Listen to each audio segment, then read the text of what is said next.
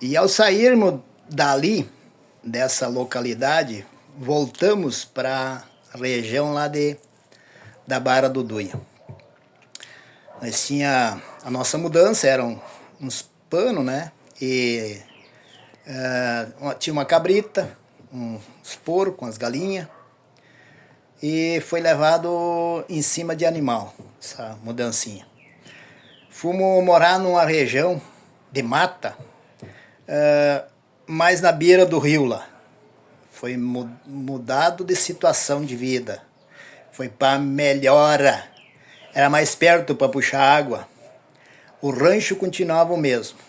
Rancho econômico. De pau a pique, tampado de capim. Ali tinha uma repartição daí. E ficava pertinho do rio. Ali nós pescava, né? Comia. O alimento nosso era peixe, polenta, leite. E assim ia passando as horas.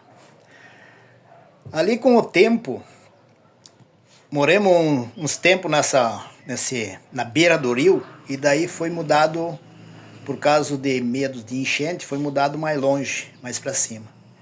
Mas lá continuava também, sem água, encanada, sem luz.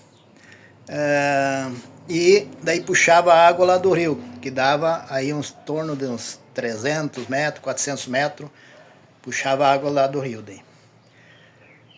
Me recordo que nesse lugar ali foi a hora mais miserável que foi passado.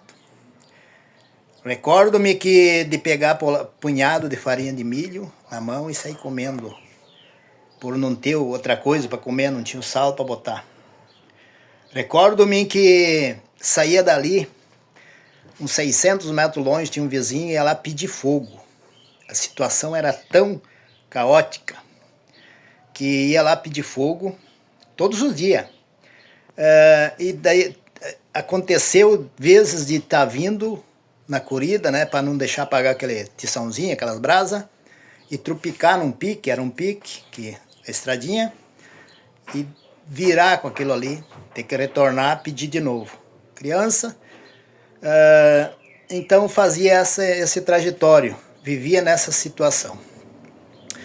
Me recordo que naquela época dava inverno feroz, ficava 15, 20 dias garoando, frio, e nós sem nada em casa. Minha mãe, ela trabalhava na casa de um colono lá, diária, por dia, em troco de aipim, batata, essas coisas, né? Mas como choveu muito, não deu para ir trabalhar. E daí nós estávamos naquela situação. Lembro que a minha mãe foi lá nesse senhor e ver se conseguia alguma coisa. Ela arrumou uma abóbora menina que chama, pescoço, uma abóbora grande. Me recordo que nem fosse neste momento, ela vindo com aquela abóbora e nós, a gurizadinha, nós éramos em 4 ali, no momento, esperando. Ela chegou e cortou aquela abóbora e largou para nós ali. E nós comemos assim, né? Porque a fome era tanta, era tamanha a fome. O rancho ali era de pau a pique, de chão. Dormia no chão, batido ali, estendia os foros. E continuava naquela mesmice, naquela miséria total. Não tinha, vamos dizer, ajuda governamentais naquela época. Naquela época era cada um para si. Vamos lá. Ali, nesse local, nós tinha bastante terra, só que não dava nada. E daí você me pergunta, por que não dava? Porque nós não plantava, não tinha condição de plantar. Então, depois desse episódio aí que ela trouxe essa abóbora, nós começamos no próximo ano ali, começamos a arrumar um quadro de terra lá, plantemos aipim, foi roçado uma capoeira, plantemos feijão, né?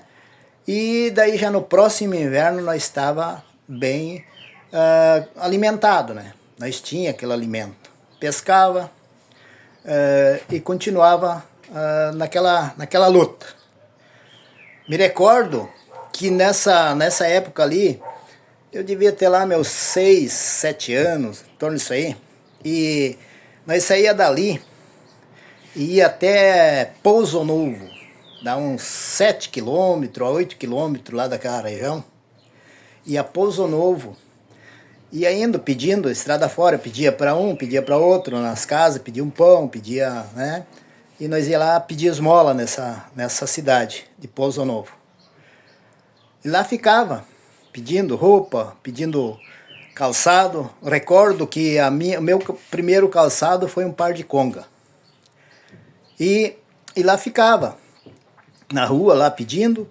E daí quando chegava próximo ao meio-dia, nós ia no restaurante que tem lá e ficava sentado atrás desse restaurante até que passava o movimento e daí os donos traziam um prato lá para mim e para minha mãe. Você motorista que se alimenta e sobra aquele pedaço de carne, aquilo ali era um alimento bom para nós, era de primeira. Então, almoçava ali atrás desse restaurante, era uma saída onde que saía o lixo, e daí depois continuava a rotina, pedindo de casa em casa, e depois, mais de tarde, retornava, que dava a mesma distância, né? Então fazia essa caminhada. Hashtag João Antônio Milani.